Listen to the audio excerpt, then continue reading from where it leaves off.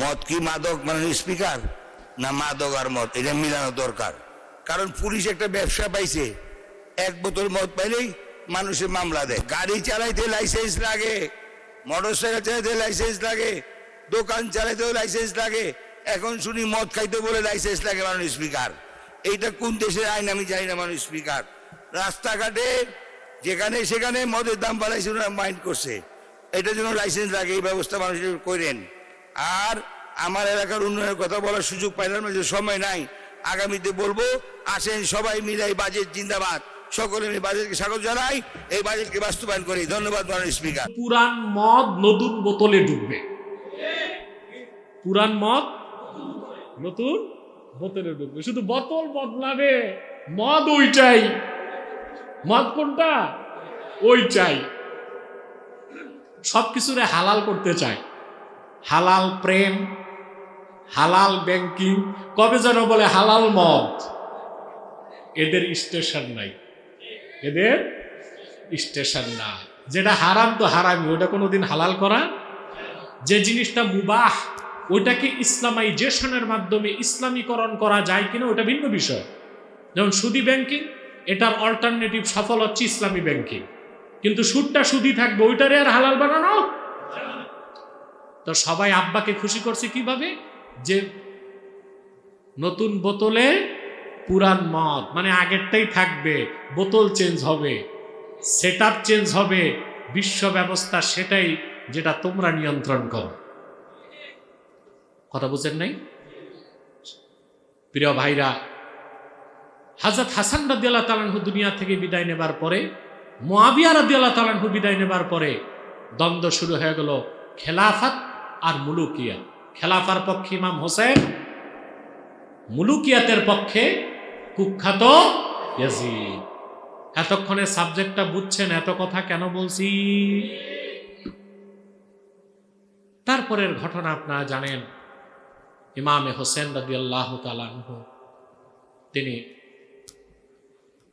খেলাফাকে প্রতিষ্ঠা করতে, যে সত্যকে প্রতিষ্ঠা করতে, যে মিথ্যাকে অপসারিত করতে জীবন উৎসর্গ করলেন। কিন্তু ওনার সাথে যে লোকগুলো ছিল, যারা ওনার কাছে আসতে পারে নাই, তারা মন থেকে ওনার জন্য কান্না করছে। আর কিছু এমন মর্দে মুজাহিদ তিনি পেয়েছিলেন, বিশ্বের ইতিহাসে আল্লাহ তাআলা যাদেরকে উজ্জ্বল নক্ষত্রের মর্যাদা দিয়েছেন। ইবনে কাসির আল বেদায় নেহায়াতে একটা বিষয় তুলে ধরেছেন। কারবালায় পৌঁছার আগে ইমাম হোসেন রাদিয়াল্লাহু তাআলা আনহু যখন মদিনা মুনাওয়ারা থেকে মক্কা মুকাররমা হয়ে রওনা দিয়েছেন, উনি একজন দূত পাঠালেন, কায়েস ইবনে মিসহার, তাকে পাঠালেন কুফাবাসী মুসলমানকে সংবাদটা দিতে যে ইমাম হোসেন আসতেছে। এখন হুসাইন ইবনু নুমায়ের নামে এক ব্যক্তি ছিল ইয়াজিদের দায়িত্বশীল, সে গ্রেফতার করে ফেলছে ওনাকে, কায়েস ইবনু মিসহারকে গ্রেফতার করে নিয়ে গেল উবাইদুল্লাহ বিন জিয়াদের কাছে। তারই নেতৃত্বে কারবালায় ইমাম হোসেনের বিরুদ্ধে যুদ্ধ হয়েছে। উবাইদুল্লাহ বিন,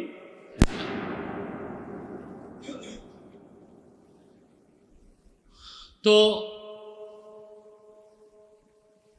কায়েস ইবনে মিসহার যখন উবাইদুল্লাহ বিন জিয়াদের কাছে গেল, উবাইদুল্লাহ বিন জিয়াদ বলল, তোমাকে ছেড়ে দেওয়া হবে একটা শর্তে,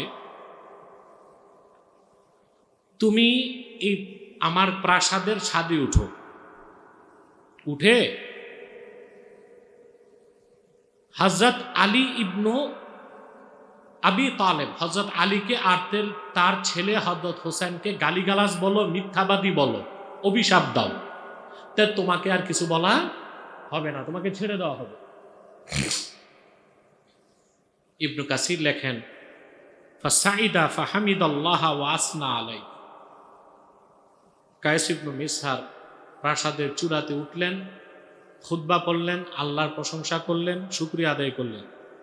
সুম্মা ক্বালা আইয়ুহান নাস ইন্না হাযাল হুসাইন ইবনে আলী খায়রু খালকিল্লাহ।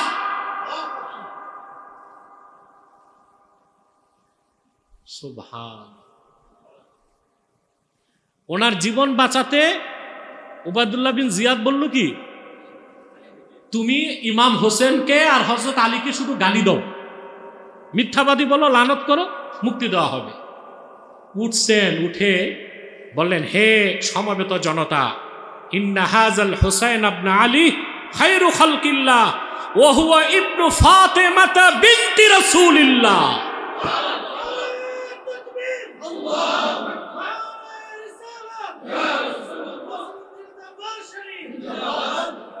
ওয়া আনা রাসূলুহু ইলাইকুম। শোনো সমবেত জনতা, যে হোসেনকে গালি দিতে বলে, আল্লাহর সৃষ্টি জগতে সবচেয়ে শ্রেষ্ঠ হচ্ছেন হযরত হোসেন। রাসূলুল্লাহর কলিজার টুকরা ফাতেমার নয়নের মণি হোসেন। আমি তার পক্ষ থেকে দূত হিসেবে এসেছি। ওয়াকাদ ফারাকতুহু বিল হাজর মিন বাতনি দির রামলা। রামনা নামক অঞ্চলে আমি ওনাকে ছেড়ে সামনের দিকে অগ্রসর হয়েছি। ফাজিবুহু ওয়াসমাউ লাহু ওয়াতিউ। তোমরা ইয়াজিদের কথা শুনো না, উবাইদুল্লাহ বিন জিয়াদের কথা শুনো না, আমি দূত হিসেবে এসেছি, তোমরা হযরত হোসেনের আনুগত্যকে গ্রহণ করে নাও। এতটুক করে নাই, সুম্মা লাআনা উবাইদুল্লাহ ইবনে জিয়াদ ওয়া আবাহু। তারপর শাসক উবাইদুল্লাহ বিন জিয়াদের সামনে তাকে লানত বর্ষণ করছে, তার পিতাকে লানত বর্ষণ করেছে। ওয়াস্তাগফার আলী আলী ওয়াল হোসেন। আর হযরত আলীর জন্য, হযরত হোসেনের জন্য আল্লাহর কাছে ইস্তেগফার করেছেন। তারপর কি হয়েছে? ফাআমারা বিহি ইবনু জিয়াদিন ফাউলকিয়া মিন রাসিল কসরে ফাতাকাত্তা। উবাইদুল্লাহ বিন জিয়াদ তখন রাগে অগ্নিশর্মা হয়ে লোকজনকে বলল, তাকে প্রাসাদের চূড়া থেকে নিক্ষেপ করো। চূড়া থেকে তাকে ফেলে দেওয়া হলো, তার শরীরের অঙ্গ প্রত্যঙ্গগুলো টুকরা টুকরা হয়ে গেল। একজন রাবী বর্ণনা করছেন যে আমি দেখেছি তার হাড্ডির ভিতরের মগজ বের হয়ে গেছে। এই ছিল আশেকে হোসেন। আশেকে এরকম একজন দুইজন না, কারবালা একদম শেষ সময় ইমাম হোসেনের সাথে 70-এর অধিক লোক ছিলেন। কত? যারা প্রত্যেকেই শাহাদাতকে গ্রহণ করেছেন, ইমাম হোসেন রাদিয়াল্লাহু তাআলা আনহুর পক্ষাবলম্বন ছাড়েন নাই। হযরত ইমাম হোসেন রাদিয়াল্লাহু তাআলা আনহু খেলাফত আলা মিনহাজুন নুবুওয়া প্রতিষ্ঠিত হয়েছে, দেখে যেতে পারেন নাই, কিন্তু তারই রক্তদান আত্মোৎসর্গের কারণে ওমর ইবনে আব্দুল আজিজের সময় আবার আল্লাহ তাআলা খেলাফত আলা মিনহাজুন নুবুওয়াকে প্রতিষ্ঠিত করে দিয়েছে। যদি ইমাম হোসেন রক্ত না দিতেন তাহলে হয়তোবা এই খেলাফতের সূচনা আর হতো না। আমরা ইমাম হোসেনের সৈনিক, ইমাম হোসেন রাদিয়াল্লাহু তাআলা আনহুকে জীবন থেকে বেশি ভালোবাসি, আর ইয়াজিদের উপর আমরা লানত বর্ষণ। ইয়াজিদের উপর লানত বর্ষণ করা যাবে কিনা? আমি একটা তথ্য আপনাদেরকে দিচ্ছি। রুহুল মানি 25তম খণ্ড 308 পৃষ্ঠায় মাহমুদ আলুসি রহমতুল্লাহ, এটা কোনো যেন কিতাব না। হানাফিদের লেখা সর্ববৃহৎ তাফসীরের কিতাব কোনটা? আমরা যেগুলো মাদ্রাসায় পড়াই সব শাফিদের লেখা। বায়জাবি কার লেখা? শাফি। জালালাইন শাফি। কাশাফ জারুল্লাহ জামাকশারি, উনি মুতাজিলা ছিলেন। তো হানাফিদের লেখা তাফসীর কম। হানাফিরা বেশি কাজ করছে ফিকহে, কিসে? কিন্তু মাহমুদ আলুসি সেই ব্যক্তি যিনি হানাফিদেরকে দায়মুক্ত করে গেছেন। কোরআন শরীফের সর্ববৃহৎ তাফসীরগুলোর একটা রুহুল মানি 30 খণ্ডে লেখা। আমার কাছে যেটা দেখতেছেন এটা 25তম খণ্ড। এখানে তিনি একটা ঘটনা লিখেছেন। ونقل البرزنجي في الإشاعة والحيثمي في السوائق أن الإمام أحمد لما سأله ولده عبد الله عن لعن يزيد। বারজানজি থেকে, হাইসামি থেকে বর্ণনাটি আলুসি উল্লেখ করেছেন। আহমদ বিন হাম্বল রাহমাতুল্লাহ, ওনার ছেলে ওনাকে প্রশ্ন